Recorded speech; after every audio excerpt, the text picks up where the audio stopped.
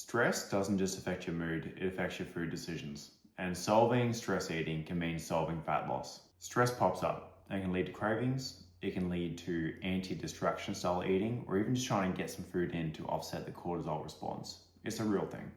Often downstream of this, you can relate to having certain conversations with yourself. You might start saying things such as, I wasn't hungry, I just got stressed, or I just wanted a treat to offset things, or I was just happy to have the day be done and have something to get away from things.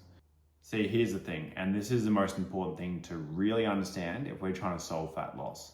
Stress eating isn't a weakness thing, it is a coping strategy.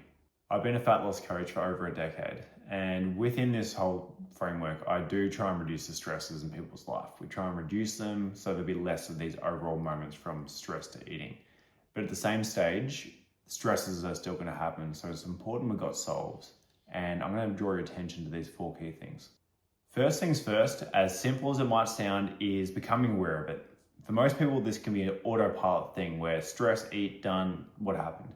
And just instead, if you can start to do a little audit of your day, start to notice that if you are in a really stressed stage for work, if you just want to really get away from the computer. So the thing you do to get away from the computer is go into the office or home kitchen and start to eat food.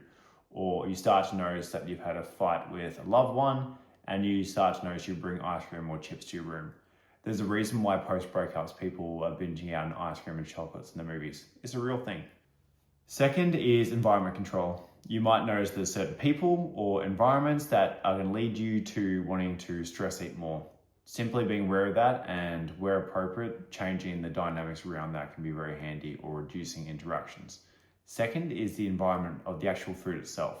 This could be at home, near your kitchen, or out and about in a social setting. If you create more friction towards getting food, it can make things a lot more successful. For example, if you get a little bit stressed, but you got to find the step ladder to get to the top of the cupboard, to go behind those unopened things, to get to that thing at the back, to then open the food.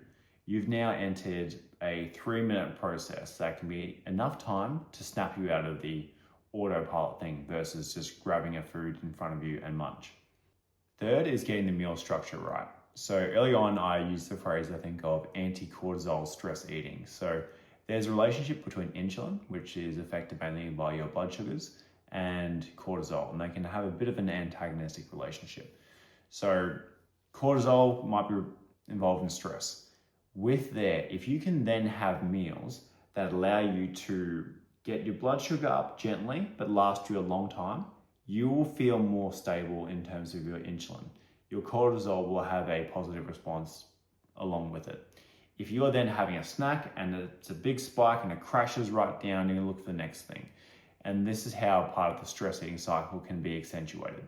Fourth is finding opposing stress management strategies. That could be just setting boundaries in your life to the relevant things. I'll allow you to find what they are and do those. It could mean just going for a walk when these things pop up. It could mean just getting a drink or a low calorie drink instead of a milkshake.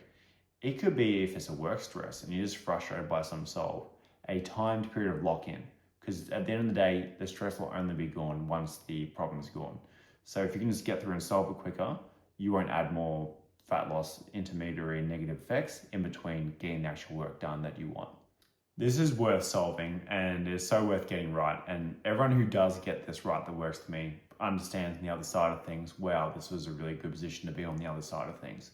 Because the truth is, if you are stress eating, you are just adding weight gain or anti-fat loss problems into your cycle, a bad food relationship, and mental fatigue on top of still coming back and finding the stress is still there in the first place, but you've now got these extra stresses on top of it. Not ideal. Seeing this around me, and I want to really attest to this point, is it's not just the physical benefits. Seeing those around me who've been able to solve the solutions of stress eating has brought in such a large level of quality of life increase that you probably aren't aware you might be capable of if you're struggling with this right now. There's a genuinely better life for you on the other side of getting this right. Most stress eating isn't about hunger, it's about relief. And getting this right, along with solving your fat loss problems, will unveil a whole new level of quality of life you can't even imagine right now. You've got this. If you want a hand, I'm here. There'll be a link in the description. See you next time.